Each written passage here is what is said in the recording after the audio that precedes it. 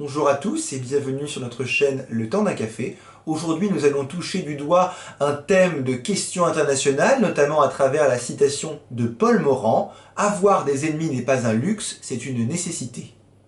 Dans le cadre de ce sujet, nous penserons à l'ennemi en tant qu'ennemi public, ce que les Romains appelaient l'hostis, et non pas ce qu'ils appelaient l'inimicus, l'ennemi privé. Alors, à l'aune de cette formule de Morand, avoir des ennemis n'est pas un luxe, c'est une nécessité, il est légitime de s'interroger sur la nature de cette nécessité. Cette nécessité qu'ils appellent l'ennemi est de facto la violence et la guerre. Philosophiquement, nous verrons qu'il existe d'une part une nécessité au sens du besoin, car dans le champ politique on désigne un ennemi et on agit en conséquence, mais qu'il existe d'autre part une autre définition. Il semblera évident que cette définition tient plus à la fatalité. Il y a d'abord nécessité au sens de besoin, en politique et dans la vie organisée, de disposer d'ennemis. Désigner un ennemi, faire la distinction entre eux et nous, permet de rassembler dans le champ politique afin d'agir. Avoir un ennemi permet de faire émerger, par effet spéculaire, une identité collective renforcée par un jeu d'identification et de différenciation. L'histoire nous en a d'ailleurs enseigné plusieurs exemples. Les koulaks, désignés en tant qu'ennemis du peuple dans l'URSS dans les années 30, les campagnes anti-droitistes dans la Chine maoïste et au Vietnam sous l'égide communiste des années 50-60, la figure du juif dans les représentations du régime nazi, qui permettait de faire une émergence de conscience de race aryenne, ou encore les récents discours du président de la République au Congrès en identifiant en État islamique une armée terroriste à combattre, permet elle aussi de rassembler la communauté nationale. En outre, la figure de l'ennemi, et la guerre en général, permettent de susciter l'adhésion autour du maintien au pouvoir d'un régime ou d'un dirigeant, qui constitue plus largement une épreuve à rechercher pour un modèle de société. C'est d'ailleurs la thèse de Ludendorff, dans son ouvrage La guerre totale. Selon lui, la guerre contre l'ennemi permet de mettre à l'épreuve tout un modèle, une structure de société. C'était en effet l'objectif de l'engagement en Syrie des forces armées russes décidé par le président Poutine, détourner l'attention de l'opinion autour des sanctions de la communauté internationale. Nous pourrons ensuite considérer, selon une grille d'analyse proche du marxisme, que le système politico-économique au sein duquel les individus évoluent a tout intérêt à perpétuer des logiques de guerre, toujours en voyant la notion de nécessité en notion de besoin. Par exemple, les travaux de Lénine ou de Rosa Luxembourg relatifs à l'impérialisme, ou encore l'interprétation donnée à la Première Guerre mondiale par Jaurès peu avant son assassinat.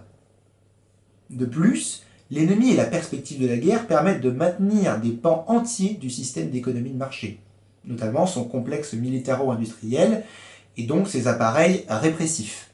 Par exemple, le budget militaire américain en 2014 représente 500 milliards de dollars de dépenses de fonctionnement et 300 milliards de dépenses consacrées aux opérations en elles-mêmes. Ou encore le business de la reconstruction en Irak, qui était égal à 500 milliards de dollars en 2014. Dans une deuxième partie, nous allons voir que avoir des ennemis est une fatalité quasi anthropologique. Ce n'est non plus une condition de besoin, mais une condition corollaire de la vie organisée.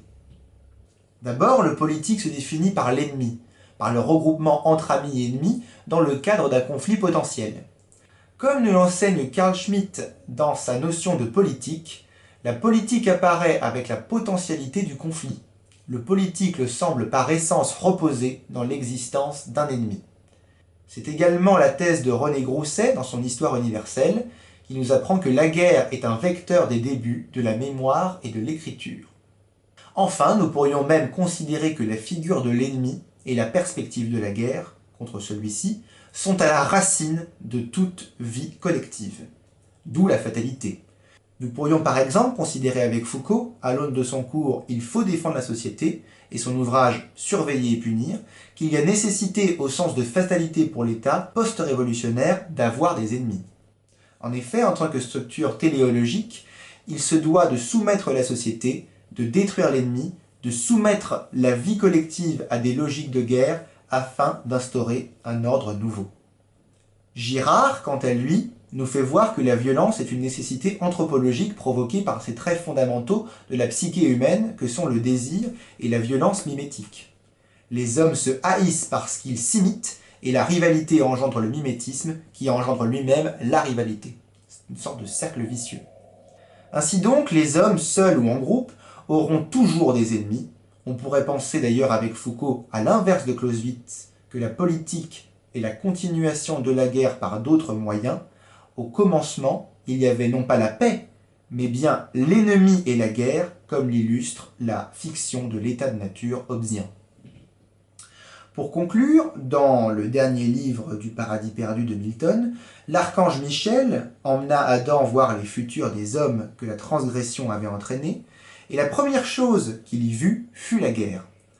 Cela illustre bien ce que nous avons pu mettre en lumière à travers ces quelques réflexions, à savoir que le champ de la vie humaine se définit par la perspective de la guerre avec l'ennemi, perspective qui serait le signe de la vie civilisée.